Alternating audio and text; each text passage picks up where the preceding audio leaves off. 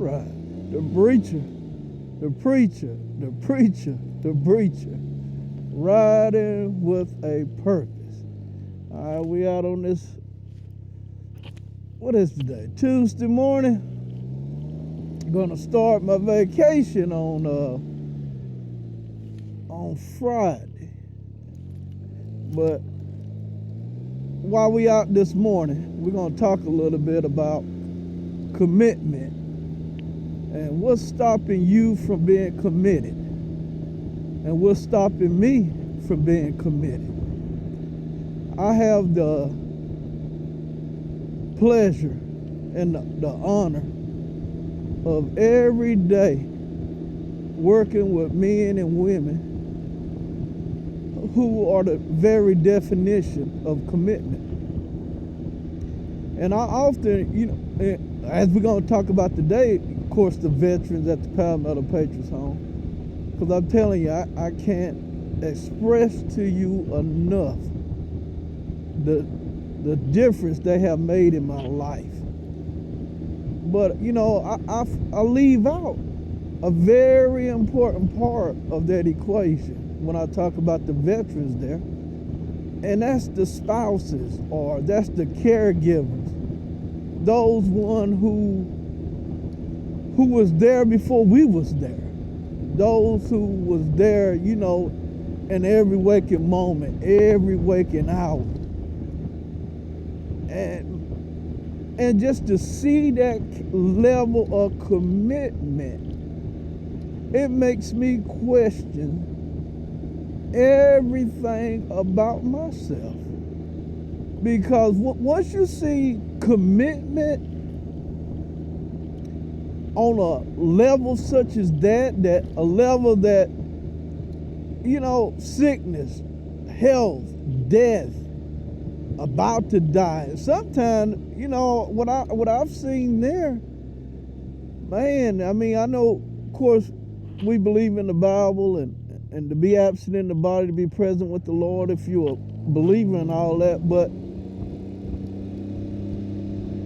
I brought that up to say that, sometimes that commitment that you have to have, that when a person is dying but don't die. You know what I'm saying? When you see that suffering and you see the pain and you see the hurt, and you can see it in the loved ones, whether it be family, whether it be friends, or staff too. I say staff, but we family there. It goes beyond a paycheck. But to see someone dying and to see them in pain and all that stuff, man, it takes a level of commitment, a high level of commitment to remain faithful, to not to run away, to not to come around and stuff like that. And I see it. I see it every day. I see the wives coming, the spouse coming, day after day after day after day. And when you see that level of commitment, like I said, it make you question yourself, because you're like, okay, I'm not going through half of what they're going through. I'm not dealing with nothing compared to what they're dealing with. But yet they still committed and they still going on. And then, so when I see myself, that makes me check myself when, especially how good God is, man. His grace, His mercy, and then when I get in my depressed moments or self-pitying moments, or it could be something legit that's happening. But being around these people, man, it makes me snap out of it a whole lot quicker than I would have, and might not even snapped out of it.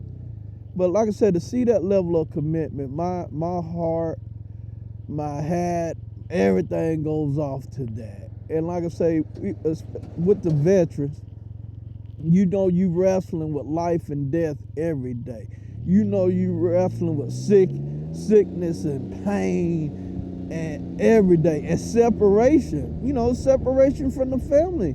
Because they didn't, when they joined the military and when they went on out of the military and created a life for themselves and family for themselves, they didn't have aspiration. You know what? When all is said and done, I'm going to go be at the Palmetto Patriots home and live my life out with strangers. Now, they come in strangers, but man, while they there, they family and they leave family.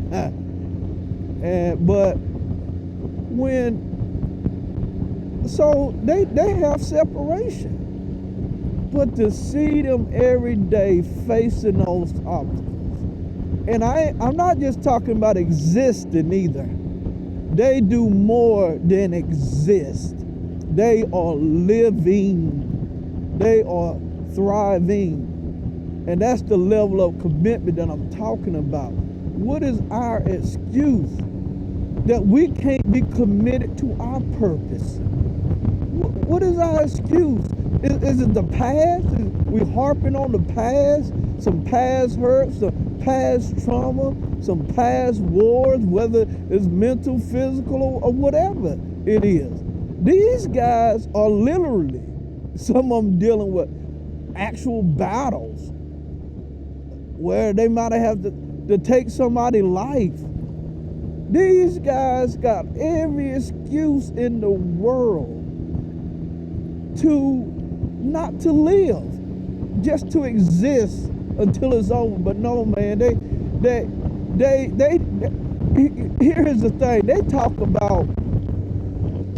These guys talk about, they don't talk about the past. Of course they'll tell you about it, you ask about it.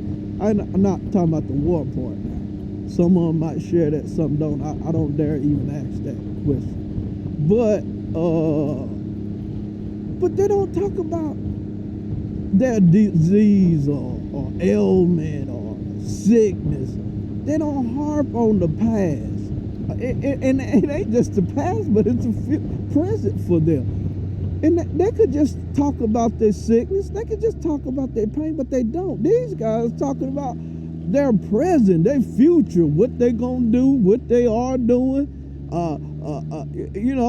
Like I said, we'll ask them, because our motto, God gifted, God purpose, don't have an age limit on it, nor does it have an ability limit on it. But he knew from the beginning what state we was gonna be in, how old, and our physical and mental capacity. And he built all that in. But these guys realize that.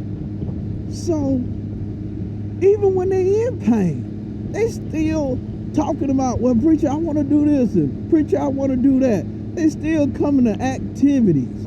They still are socializing. They still doing all those things, even though they're going through what they're going through. And you know how we'll do sometime, man. We ain't going through half of what these guys go through, and we'll get in the house and shut the doors, shut the blinds, and we'll just cut ourselves out from society. But yet these guys find that they had the commitment to their purpose that God gave them, and that they know they're significant, they know they're relevant, and they go share that gift, and even if it's a smile, even if it's their very presence.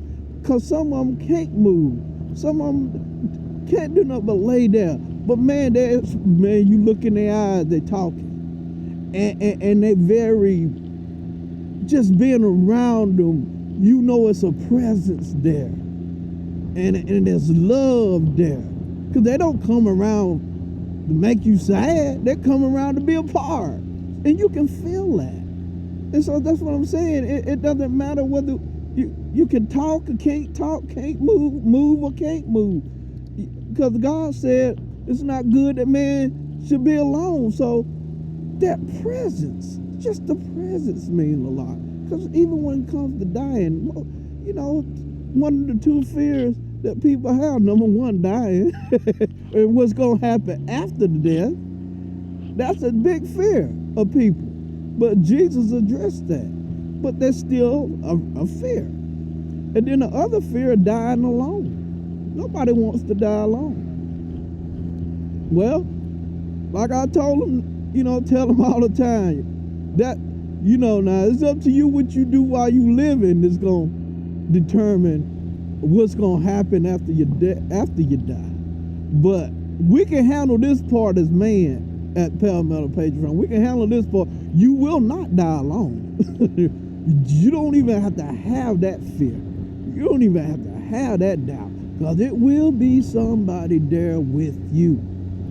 But these guys are committed to purpose. They're committed to their life. They're committed to sharing. They're committed to making a difference. And then, oh man, okay, I'm a preacher. Don't even talk about church. You know how we'll make even every excuse in the world not to go to church. Oh, it's raining too hard, or oh this, or oh that. Man, these guys literally be in chapel. What? Just other Sunday, God, one of those geriatric like chairs and things. I mean, that happens all the time.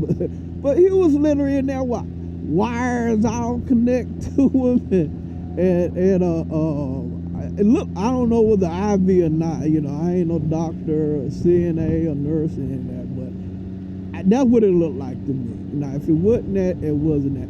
But the bottom line, what I'm saying is, he was so committed, and he ain't the only one. He was so committed, he didn't care how much pain, and he was in pain. You can see it on his face. But oh man, you can see on his face also when that word hit him, and you seen that joy, and you seen that peace that come across him. And then when you after the service, oh preacher, that was just for me. That was just for me. I don't care who was in here. That was for me.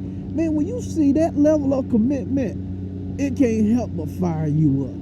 It can't help but when things go wrong in my life, that I say, you know what? Let me dig deep.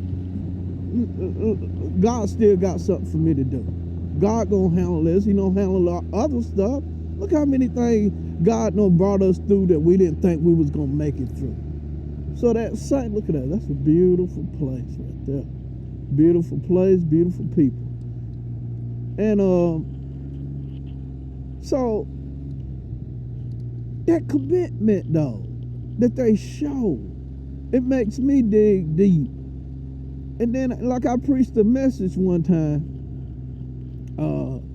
and I did because God had me to do it, number one, but also for like I said, the caregivers.